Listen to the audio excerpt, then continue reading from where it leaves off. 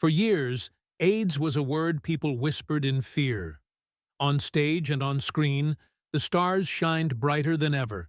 But behind the cameras, many lived in silence, hiding their truth, hiding their illness, and racing against time.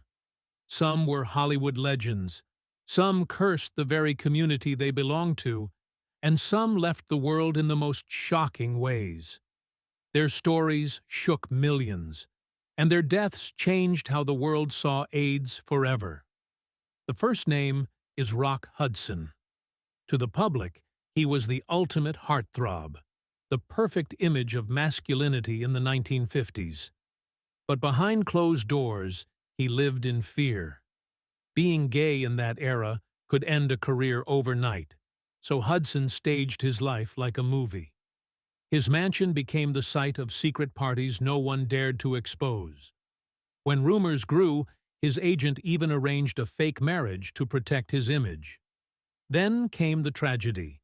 Diagnosed with AIDS in 1984, his secret was out a year later. In 1985, at just 59, Rock Hudson died, and the world was forced to confront a truth it had long ignored. But he wasn't the only star living two lives. Anthony Perkins, the man forever remembered as Norman Bates in Psycho, carried the same burden. Off-screen, he loved actor Tab Hunter, but the two staged fake dates with women just to survive Hollywood's scrutiny. Perkins even went through brutal conversion therapies, desperate to change himself. His illness came with an extra sting. He didn't even hear it from a doctor, but from a tabloid. In 1992, he passed away at 60, still smiling through the pain. Tragedy struck again when, years later, his wife died on September 11th, closing their family's story in heartbreak. And then there was Freddie Mercury, the man who owned every stage he stepped on, whose voice could fill stadiums. But even he was hiding. He called Mary Austin the love of his life, but his real relationships, his real struggles, were kept in the shadows. When Freddie learned he was HIV positive in 1987, he chose silence, pouring his pain into music. The Show Must Go On wasn't just a song, it was his battle cry. Finally, in 1991, he revealed his illness to the world. 24 hours later, he was gone. Yet even in death, he left behind a legacy bigger than any stage, the Mercury Phoenix Trust, created to fight AIDS in his name. Robert Reed was America's perfect dad. As Mike Brady on The Brady Bunch, he was the man every household trusted. But off-screen, his life was built on secrets. After a short marriage, he admitted to his wife that he was gay. On set, he was strict, sometimes clashing with writers. But to the child actors, he became a real father, guiding, teaching, caring. Nobody knew that behind the smile, his health was collapsing. In 1991, he was diagnosed with colon cancer. But when his medical records came out, another truth was revealed. He was HIV positive. For years, AIDS had been quietly destroying him. On May 12, 1992, Robert Reed died at 59, taking his secrets to the grave. But not every story ended in silence. Pedro Zamora turned his own death into a fight for awareness. At just 17, he learned he was HIV positive. Instead of hiding, he chose to educate, speaking in schools and conferences with the urgency of someone who knew time was short.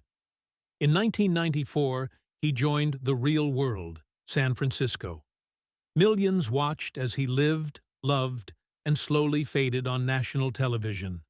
He kissed his boyfriend on air, got engaged, and shared the raw reality of living with AIDS.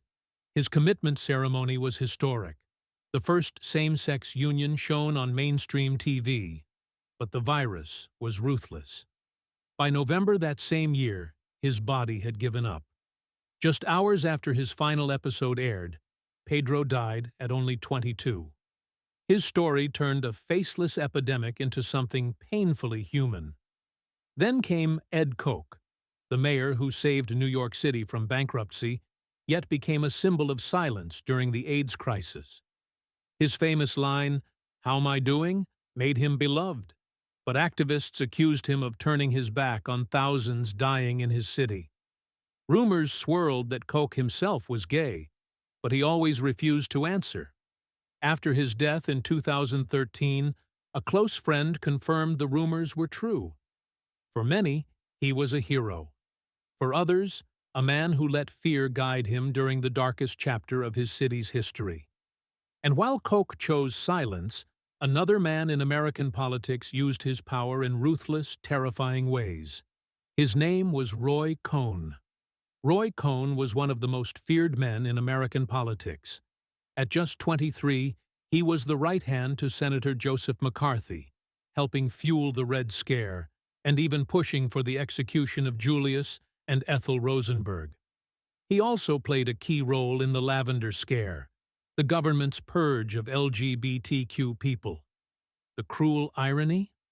For decades, whispers followed Cohn about his own sexuality. His close relationship with his assistant, David Schein, was the talk of Washington. But Cohn denied it all, mocking others who dared to live openly. After leaving politics, he reinvented himself as a high-powered lawyer for mafia bosses and even Donald Trump.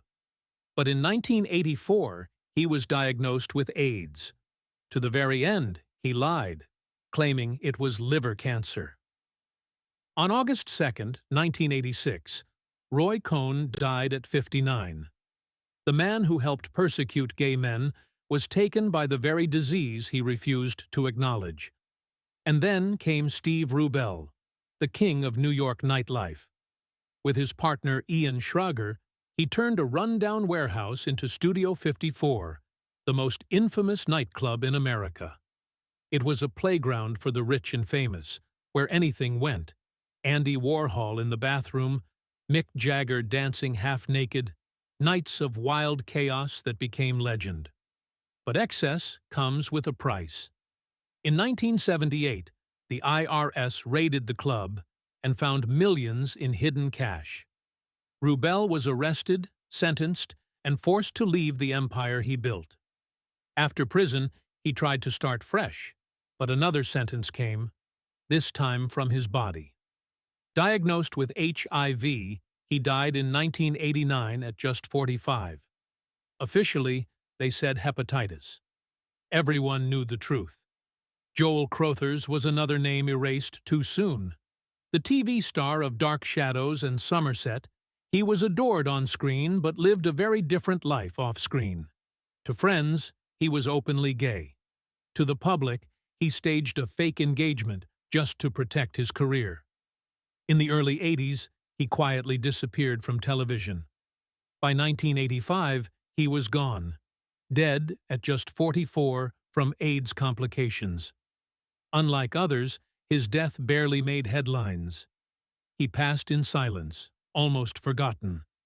And then came Wade Dominguez, the rising star who never got the chance to shine. Audiences remember him from Dangerous Minds, where he lit up the screen with raw talent. But behind the charisma, he carried a secret. Diagnosed with AIDS at the height of his career, Wade never spoke about it. In his final days, his friend Elizabeth Berkley brought him a rough cut of his last film. Watching from his hospital bed, he cried, "I acted so well." Days later, in 1998, he died at only 32.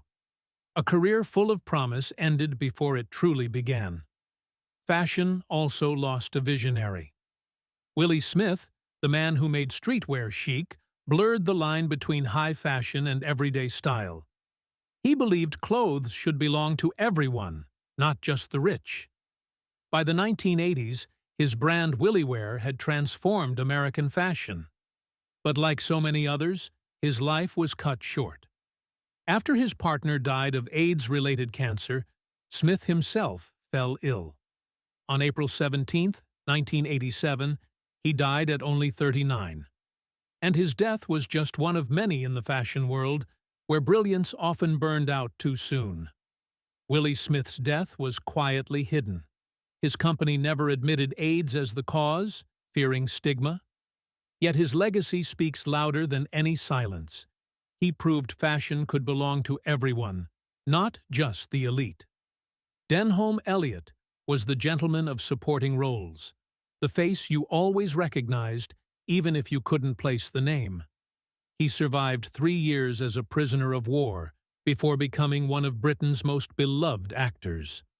From Indiana Jones to Trading Places, he elevated every film he touched.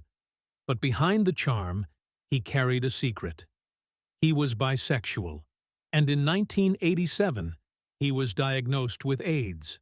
Still, he kept working, even as the disease destroyed him. On October 6, 1992, he died at 70.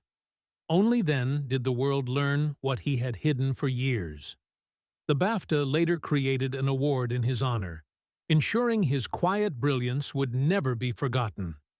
And then there was Andrei Nepela, the ice prince of Czechoslovakia. At just 7, doctors sent him to skating to help with asthma. Instead, he became a legend. Olympic gold, 3 world championships, 5 European titles. On the ice, he was elegance itself. Off the ice, he was silent, guarded, his personal life wrapped in rumor. In 1989, at only 38, he died from lymphoma, believed to be AIDS-related. He left behind medals, glory, and secrets that would never be fully known. Hollywood, too, lost stars in silence. Brad Davis was the heartthrob who lit up Midnight Express, winning a Golden Globe and becoming an icon. But fame was a mask. Behind it, he spiraled into drugs and alcohol, hiding his sexuality, hiding his pain. In 1985, he learned he had AIDS. For 6 years, he fought in secret, never letting the public see. When the disease advanced too far, he made a devastating choice. At just 41, Brad Davis ended his life through assisted suicide, refusing to let AIDS take his dignity. Only later did his wife reveal the truth, shattering Hollywood's illusions of the man once seen as unstoppable. And then came Liberace, the man who built an empire of glitter. His pianos were drenched in rhinestones, his capes shimmered under spotlights, his shows defined excess. He wasn't just a pianist, he was Mr. Showmanship. But behind the glamour, he lived a life of denial, where every smile on stage hid a darker secret. Liberace spent his life dazzling the world, but hiding himself. For decades, he swore on the Bible that he wasn't gay. When tabloids suggested otherwise, he sued, winning big. Behind closed doors, though, he lived like a hidden emperor. His 5-year relationship with Scott Thorson ended in lawsuits, betrayal, and shocking claims. That Liberace even pressured Thorson to get surgery to look like a younger version of him.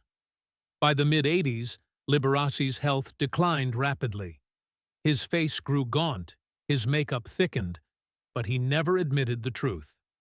On February 4, 1987, he died. Officially, it was heart failure. But the coroner revealed what had been hidden all along. Liberace died of AIDS. While his death shocked the world, another genius was quietly creating Disney's golden age, while dying in secret. Howard Ashman, the man who gave Ariel her voice and the Beast his soul, was the lyrical genius behind The Little Mermaid and Beauty and the Beast. But at the height of success, he learned he was HIV positive. Disney never said a word. He wrote lyrics from his hospital bed, with composer Alan Menken bringing a piano into the room so they could keep creating. His final gift, Beauty and the Beast, carried a secret pain. The mob chasing the Beast mirrored the hysteria people with AIDS faced every day. On March 14, 1991, he died. Disney's closing tribute said it all. To our friend Howard, who gave a mermaid her voice, and a beast his soul. But the losses didn't stop. Rudolf Nureyev, the Soviet ballet defector who leapt into freedom at a Paris airport in 1961, redefined dance forever. His fiery partnership with Margot Fonteyn made ballet electric, sensual, unforgettable. Offstage, his life was just as wild. Lavish parties, powerful lovers, scandalous rumors. By the late 80s, whispers spread. Nureyev had AIDS. On January 6, 1993, at 54, he died. The Paris Opera honored him with a black curtain, a final dramatic gesture for a man who lived and died in leaps. Then came Paul Chenard. You might not know his name, but you know his face. Alejandro Sosa, the drug lord in Scarface. On stage and screen, he was magnetic. Off stage, he was gay, something Hollywood forced him to hide. He lived in silence, rumored to have shared love with actor Jeremy Brett, but never openly. Diagnosed with HIV in the 80s, he kept acting until his body gave out. On October 11, 1989, at 53, he died. His greatest tragedy wasn't just the disease, it was the silence. And then there was Keith Haring. His chalk figures lit up New York's subways, murals, and streets. Simple lines, dancing bodies, crying faces. His art carried messages of love, race, injustice, and AIDS. When he tested positive in 1987, his art grew darker, rawer, painted in urgent red. Instead of hiding, Haring fought louder. He founded the Keith Haring Foundation, using his fame and fading health to speak for those silenced. On February 16, 1990, Keith Haring's body gave out. He was only 31, but his art, those radiant lines, those dancing figures, never stopped moving. His murals still cover schools, hospitals, city walls, and the memories of everyone who ever felt their energy. Keith was gone, but his message outlived him. And then came Stephen Stucker, the man who could make an entire theater roar with laughter just by raising an eyebrow. You might remember him as the outrageous, flamboyant air traffic controller in Airplane, stealing every scene. Off-screen, though, his life carried a devastating truth. At the height of his career in 1984, he was diagnosed with HIV. Back then, AIDS was a death sentence, and silence was the rule. But Stucker refused to hide. He became one of the very first actors to publicly announce his diagnosis. He turned his face, so often associated with comedy, into a symbol of defiance. In interviews, he spoke openly about addiction, about mistakes, about pain. 2 years later, in 1986, he died at just 38. His life was cut short, but his courage made history. In a time when most stayed silent, Stephen Stucker chose truth. So here's the question. Behind all the glitter, all the fame, all the applause, would you choose to live honestly, no matter the cost? Or would you wear the mask to the very end?